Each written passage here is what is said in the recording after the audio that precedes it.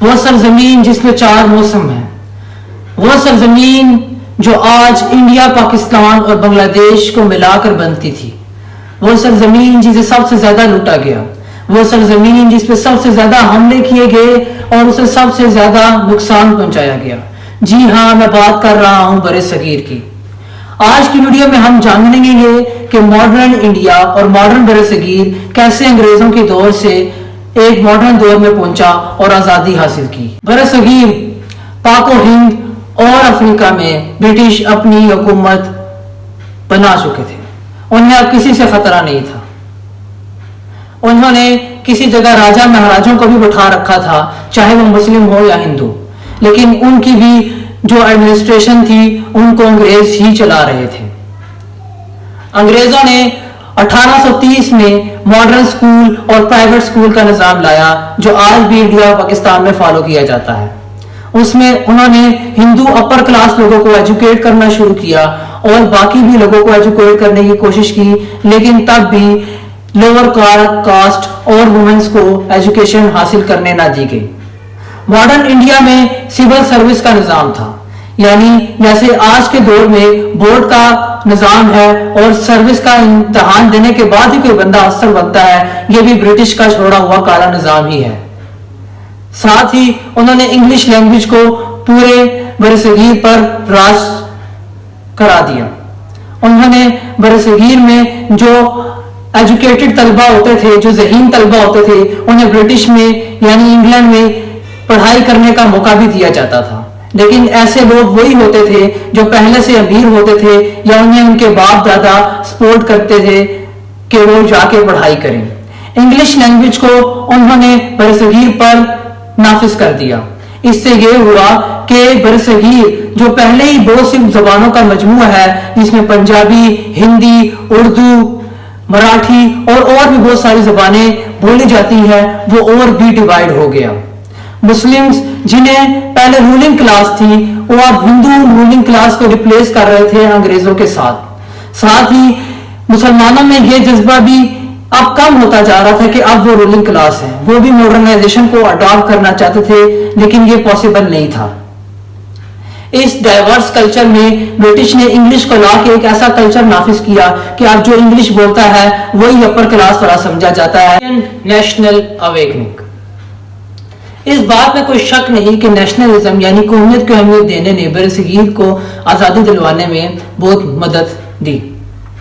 1885 میں ہی کانگریس کی بنیاد رکھ دی گئی۔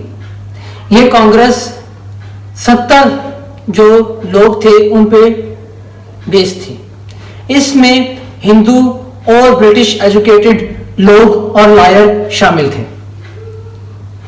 کانگریس کا جو مقصد تھا وہ یہ تھا کہ سیلف گورننگ دی جائے انڈیا کو، اور انڈیا میں جیسے آج کل کمپینز چلتی ہے رائٹس کے لیے، تو کانگریس بھی ایسے ہی چلی کہ رائٹس دینے چاہیے ہمیں لوگوں کو جو انڈین پیپل ہیں۔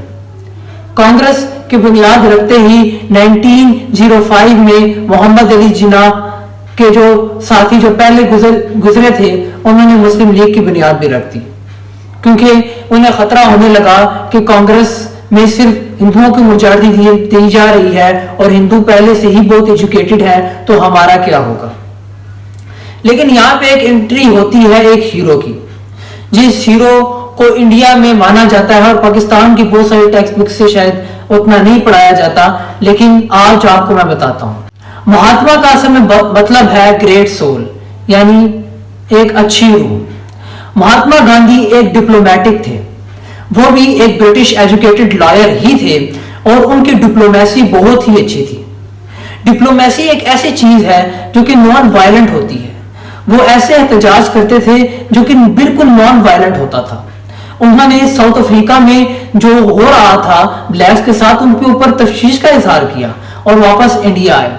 انڈیا میں آ کے انہوں نے بہت ساری ریفارمز کی اور نان وائلنٹ تحریکیں چلائی، جس میں پروٹیسٹ تو کیا جاتا تھا، لیکن پروٹیسٹ اس طرح امن کے ساتھ کیا جاتا تھا کہ دشمن کو چوٹ بھی لگتی تھی اور لاٹھی بھی نہیں ٹوٹتی تھی۔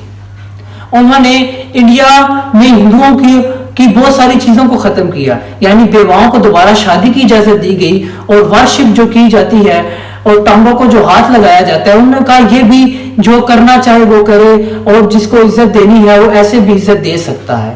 وہ بہت ساری ہندو جو رسومات تھی جو کہ اولڈ ہو چکی تھی انہوں نے ان کو ریپلیس کیا. گاندھی کی جو تحریک تھی وہ اس لیے بھی ایک اہم تحریک تھی کہ اس تحریک کو دیکھ کر مارٹن لوتھر کنگ جونیئر جو کہ یونائٹڈ اسٹیٹس میں بلیک کی تحریک کے لیے لڑ رہے تھے اور نیلسن منڈیلا جو بلیکس کے لیے ساؤتھ افریقہ میں لڑ رہے تھے انہوں نے بھی نان وائلنٹ تحریک کو آزمایا اور اپنی قوموں کے لیے رائٹس لیے. مہاتما گاندھی کی یہی جو تحریک تھی اس نے بہت اثر ڈالا. 1919 میں government of India act enhance ہو گیا تھا جس میں اس بات کو مانا گیا کہ انڈیا کو اب سیلف گورننگ دی جائے گی, لیکن اس پہ عمل نہیں ہو سکا. بعد میں گاندھی نے لندن کے اندر 1935 میں ایک معاہدہ کروایا اور کہا کہ انڈیا کو رائٹس دیے جائیں اور سول رائٹس انڈیا کو ملنے چاہیے. لیکن الیکشن ہوتے ہیں, الیکشن میں یہ ہوتا ہے کہ جو کانگریس ہے اس کو میجورٹی ملتی ہے اور جو علاقے مسلمانوں کے تھے وہاں پہ بھی کانگریس جو ہے میجورٹی حاصل کر لیتی ہے. اور اس کہانی میں اب انٹری ہوتی ہے مسلمانوں کے ہیرو یعنی پاکستان کے بانی محمد علی جناح کی. محمد علی جناح کا کہنا تھا مسلمان اور ہندو بہت الگ قومیں ہیں, وہ دونوں ہزاروں سال ساتھ رہنے کے باوجود بھی ایک الگ آئیڈینٹی رکھتی ہیں, الگ زبان ہے اور الگ کلچر ہے. انہوں نے جو مین نقطہ اٹھایا وہ یہ تھا کہ ہندو اور مسلمان جو کبھی اکٹھے نہیں رہ سکتے کیونکہ جو جمہوریت کا نیا نظام ہے وہ تو میجورٹی کو مانتا ہے اور میجورٹی میں ہندو زیادہ ہیں, اس وجہ جب بھی الیکشن ہوں گے تو ہمیشہ ہی ہندوؤں کو ہی حکومت ملے گی. تو انہوں نے کہا اس بات کا حل یہی ہے کہ مسلمانوں کو ایک الگ ملک دے دیا جائے. ساتھ ہی ساتھ انہوں نے پاکستان کا نام تجویز کیا. پاکستان کا مطلب ہے لینڈ آف پیور یعنی پاک لوگوں کی زمین, اور انڈیا کو دو نظریات یعنی دو قومی نظریے پہ ڈال دیا کہ اگر انڈیا کو اب آزاد ہونا ہے تو اسے اپنی نیشنل اویکننگ 2 اسٹیٹس پہ کرنی پڑے گی, تب ہی امن ہوگا اس برصغیر میں. برصغیر کی آزادی میں چینجنگ سوسائٹی کا بھی بہت اہم رول ہے. اب اویکننگ ہو چکی تھی, نیشنلزم جاگ چکا تھا ہندوؤں میں اور مسلمانوں دونوں میں. دونوں نے آگے بڑھنے کی ٹھان لی تھی اور آزادی لینے کا سوچ لیا تھا. سیلف گورننگ میں برٹش نے انڈیا کو دے دیا تھا, یعنی اب ایسا نظام لایا گیا جس میں ایکٹ کے بعد اب پروونسز میں کانگریس اور مسلم لیگ ہی حکومت کیا کرتے تھے, لیکن گورنر برٹش ہی بیٹھا کرتا تھا جس کو ایمرجنسی کی حالت میں رسپونڈ کرنا ہوتا تھا. لیکن اب انہوں نے آگے بڑھنے کی ٹھان لی تھی. اسی طرح برما سامراج اور آریہ سامراج نے ہندوؤں کے لیے کام کیا اور علی گڑھ نے مسلمانوں کے لیے سیم ہی کام کیا. دونوں نے مسلمانوں کو آگے بڑھنے کے لیے اور ایجوکیشن دینے کے لیے اور ماڈرنائزیشن کرنے کے لیے کہا. لیکن ابھی بھی برصغیر میں لٹریسی ریٹ جو کہ 1931 میں 8% تھا وہ اب بڑھ کے 12% ہو چکا تھا. برصغیر کی آزادی کی جو آگ تھی وہ صرف برصغیر تک محدود نہیں رہی, وہ آگ پہنچ گئی اب میانمار میں. میانمار میں جو کہ برما پہلے کہتے تھے اس کو, میانمار میں انہوں نے بھی انڈیپینڈنس کے لیے کام شروع کر دیا اور آزادی لینے کا سوچ لیا. میانمار میں اسی آزادی کے جو رولوں نے 1930 میں برٹش حکومت کو مجبور کر دیا کہ وہ انہیں بھی تھوڑی بہت سیلف گورننگ دے دیں, اور انہوں نے اس سیلف گورننگ کو قبول کیا اور اپنے ملک کو خود ہی چلانا شروع کر دیا. اور ورلڈ وار 2 میں جب جاپنیز میانمار میں آئے تو انہوں نے ویلکم کیا کہ شاید ہماری جان برٹش سے تو چھوٹ جائے گی. اب ہم بات کرتے ہیں میانمار کے ساتھ ہی ڈچ انڈیز کی. ڈچ انڈیز کہتے ہیں انڈونیشیا کو. انڈونیشیا ایک اسلامی ملک ہے, لیکن یہاں پہ ڈچ یعنی یورپینز جو کہ انگلینڈ کے ساتھ نیدرلینڈز ہے, ڈچ انڈیز کہتے تھے اس کو. یہاں پہ ڈچ لوگوں کا قبضہ تھا, لیکن یہاں پہ بھی اب آزادی کی تحریکیں شروع ہو چکی تھی 1908 سے ہی. یہاں پہ سویکارنو تھے, اشمس سویکارنو بھی ایک ڈچ ایجوکیٹڈ ہی تھے.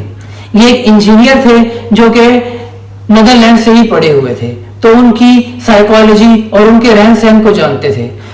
स्वीकार्नो ने 13 से 15 साल प्रिजन यानी जेल में गुजार दिए, लेकिन आजादी के लिए काम किया। साथ ही फ्रेंच जो इलाका था वहां पे भी बगावत होगी, जिसे कहा जाता है वियतनाम, जहां पे अमेरिका भी जंग हारा, उसे हम किसी अलग वीडियोस में डिस्कस करेंगे। वियतनाम में जो कम्युनिस्ट रेवोल्यूशन थी माओची की, वो भी अब चल चुकी थी और उन्होंने आजादी के लिए बस एक फ्रेमवर्क तैयार कर ही लिया था। अब बस इंतजार था वर्ल्ड वॉर 2 का, कि वर्ल्ड वॉर 2 हो और ब्रिटिश इतना कमजोर हो जाए कि उसे अपने इलाके ही छोड़कर हमेशा के लिए यहां से जाना पड़े, और ऐसा ही हुआ बाद में, जिसे हम आगे डिस्कस करेंगे। अभी तक के लिए इतना ही। अगली वीडियो में हम डिस्कस करेंगे कि कैसे चाइना की बुनियाद रखी गई और कैसे मॉडर्न चाइना आगे बढ़ा।